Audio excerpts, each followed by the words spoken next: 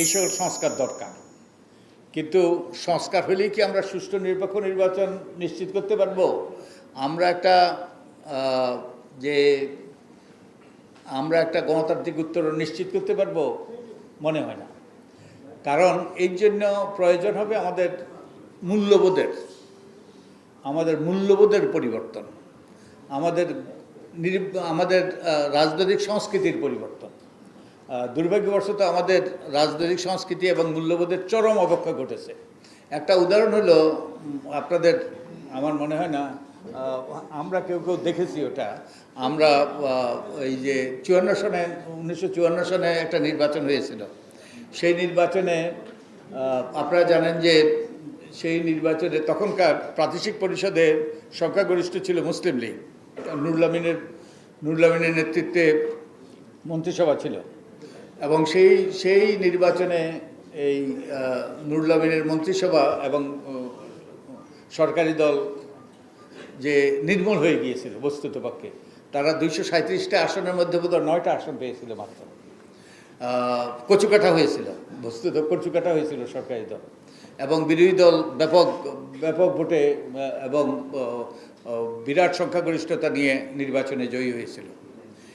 কিন্তু সেই নির্বাচনের সময়ে আমাদের কোনো নির্বাচন কমিশন ছিল না।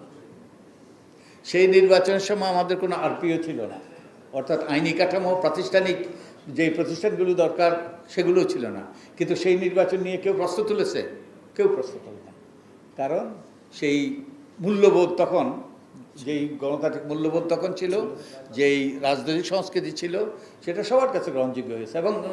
এবং নির্বাচনটা হয়েছে স্বরাষ্ট্র মন্ত্রণালয়ের অধীনে। এখন কি কল্পনা করা যায়? কিন্তু আমাদের এখন নদীতে অনেক জল গড়িয়েছে।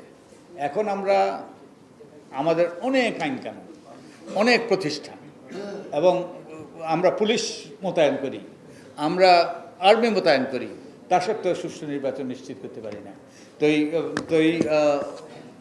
মোদ্দা কথা হলো যে আমাদের এই সকল সংস্কার গুরুত্বপূর্ণ, অপরিহার্য, কিন্তু এটাই যথেষ্ট নয়। এই জন্য আমাদের রাজনৈতিক সংস্কৃতি পরিবর্তন দরকার, আমাদের মানসিকতা, দৃষ্টিভঙ্গির পরিবর্তন দরকার। আর আরেকটা যেটা হয়েছে, আমাদের রাজনীতিটা এখন ব্যবসায় পরিণত হয়েছে। আমরা যদি এই যে আমি একটা লেখা লিখেছি, হয়তো খবরের কাগজে আসবে শিগগিরই। আমরা 2013 সালে আর 2008 সালে 4টে সিটি কর্পোরেশনের যারা মেয়র হয়েছেন তাদের আয় সম্পদ কী ঘটেছিল 5 বছরে। তো আমরা দেখিয়েছি যে যারা নির্বাচিত মেয়র, তাদের আয়, এবং তাদের নির্ভরশীলদের আয় এবং সম্পদ আকাশচুম্বী হয়েছে 5 বছরে। আর যারা পরাজিত হয়েছে তাদের সম্পদ, আয় ওই যে কারো কারো বেড়েছে সামান্য, কারো কারো কমেছে। তো এই ক্ষমতার সাথে জাদুর কাঠি যুক্ত আছে।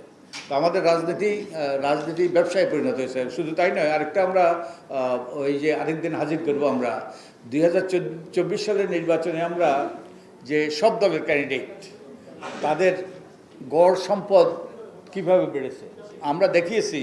যে আওয়ামী লীগের 2008 সাল থেকে আওয়ামী লীগের সব প্রার্থীদের যে সম্পদ, সেই আকাশচুম্বী হয়েছে গড় সম্পদ আওয়ামী লীগের। আর বিএনপি শুধু আমাদের দুটো সালের তথ্য ছিল, দুটো ডেটা পয়েন্ট, একটা হলো 2008 আর 2018। তো এই যে বিএনপির প্রার্থীদের সামান্য একটু বেড়েছে। তো বারবার এইসব তথ্য দিয়ে প্রতিষ্ঠিত হয় যে ক্ষমতার সাথে জাদুর কাঠি যুক্ত আছে। অর্থাৎ এই ক্ষমতা জনকল্যাণের জন্য ব্যবহৃত না হয়ে ব্যক্তির কল্যাণের জন্য, ব্যক্তির স্বার্থ সিদ্ধির জন্য, ব্যক্তির অর্থবিত্তের মালিক হওয়ার জন্য ব্যবহৃত হয়। তো আমি যেটা আগে বলেছি যে best democracy money can buy.